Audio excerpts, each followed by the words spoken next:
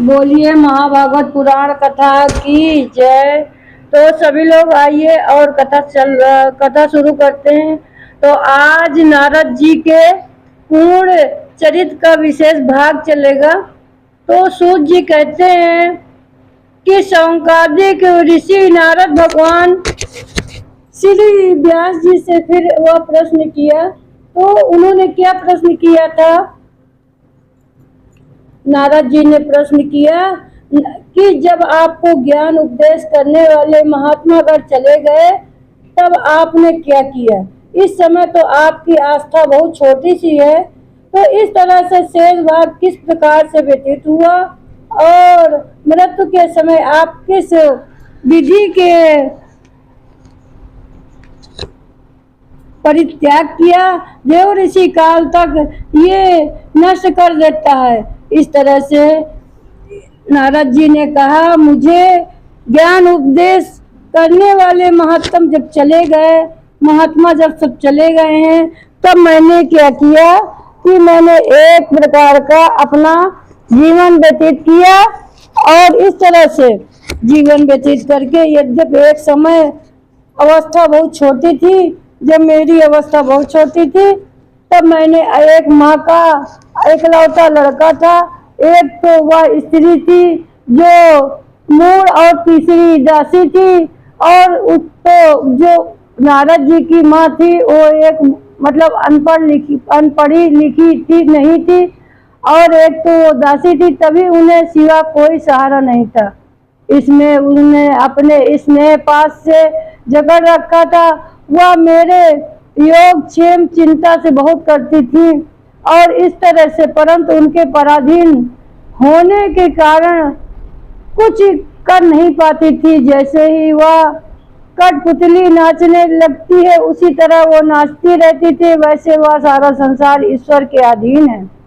मैं अपनी स्नेह बंधन से माँ से फंसा हुआ था। ब्राह्मण बस्ती में ही रहा मेरी आस्था।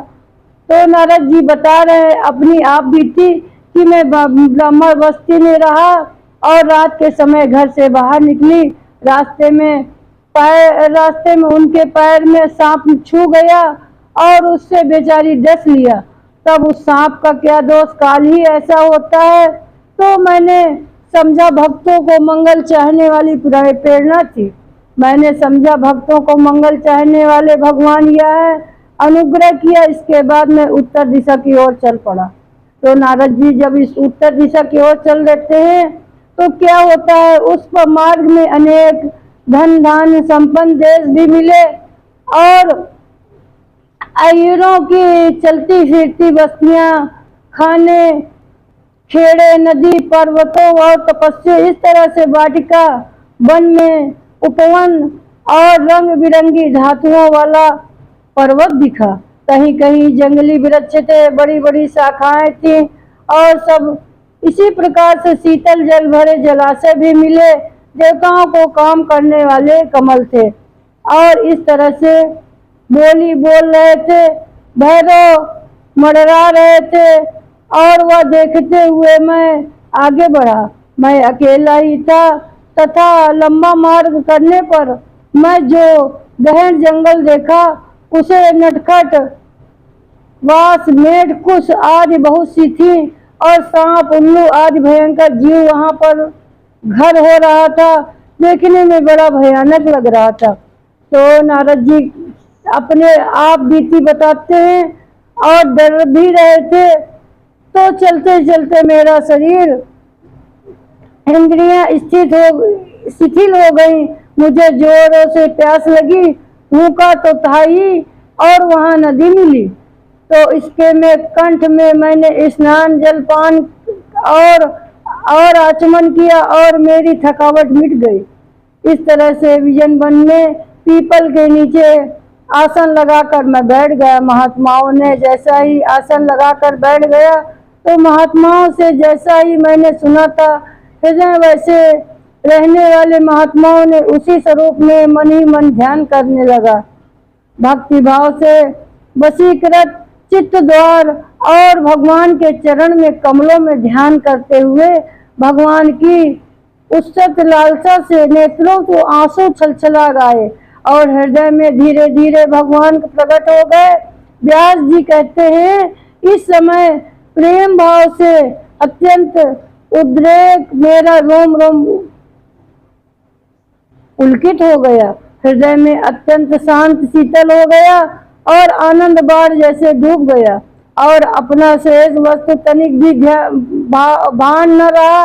भगवान कब अनिश्चित रूप से श्लोकों को नाश करने वाला तथा उनके अत्यंत लुभावना था और इस तरह से वो देश और बहुत से विकल्प में हो गया।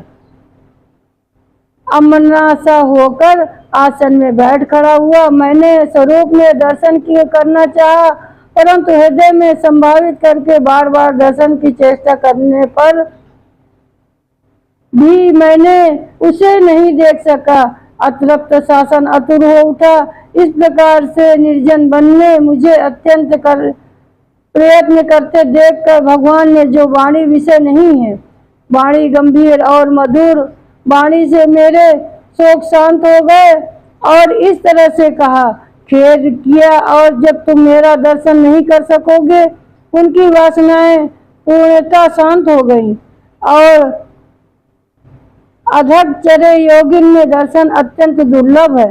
निष्पाप बालक, तुम्हारे हृदय में मैंने प्राप्त करने से लालसा जागृत की और मैंने एक बार तुम्हें रूप में झलक कर और मुझे प्राप्त करके भली भांति त्याग कर देना।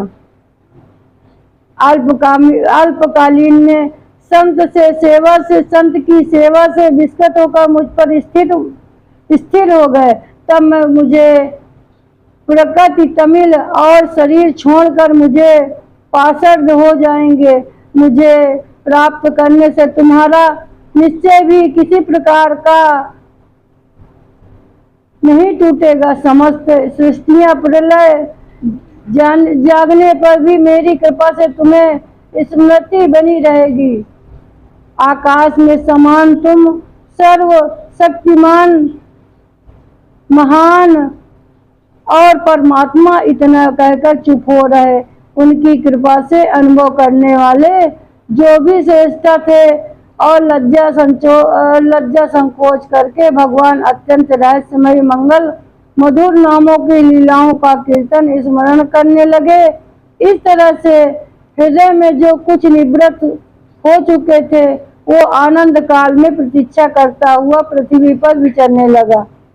तो बोलिए भागवत महापुराण की जय। तो व्यास जी क्या कहते हैं, भगवान की कृपा से हृदय से शुद्ध हो गया और कृष्ण परायण हो गए और इस तरह से एक बिजली की कौंध उठी और उसी समय मेरी मृत्यु आ गई और मुझे भावात्मक पदार्थ से शरीर प्राप्त होने के अवसर पर आने पर प्रारब्ध कर्म समाप्त हो गए जाने के कारण 5 भौगोलिक शरीर नष्ट हो गए।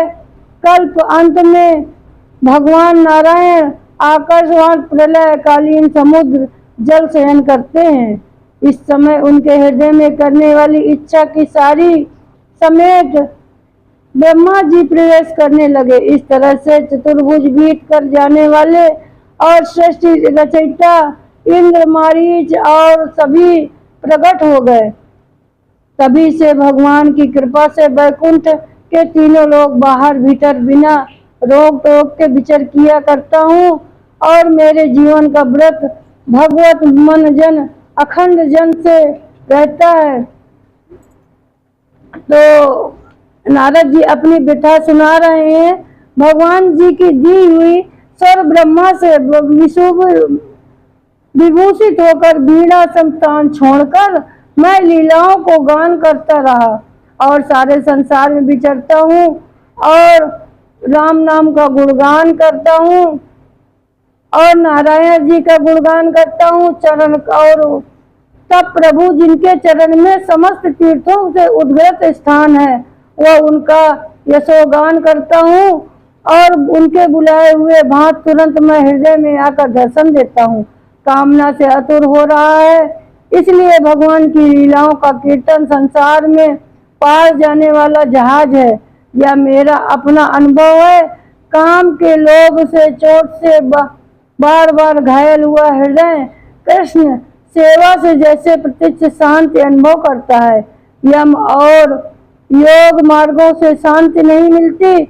और व्यास जी क्या कहते हैं, आप निष्पाप हैं, इससे कुछ पूछा था और अपने जन्म का साधना रहस्यमय आत्मचुदा उपाय मैंने बता दिया है। तो सूत जी क्या कहते हैं, सूत जी कहते हैं, सौनक जी ऋषियों को नारद जी व्यास जी इस प्रकार कह जाने पर अनुमति ली और बीड़ा बजाते हुए स्वच्छंद विचरण करने चले जाते हैं। और यहाँ वहाँ देव ऋषि नारद धन्य है और शार्गमणि भगवान कार्तिकेय अपनी वीणा पर गाकर स्वयं आनंदमय होते हैं। साथ साथ त्रिपाल जगत की आनंदित और करते हैं। बोलिए महाभागवत पुराण का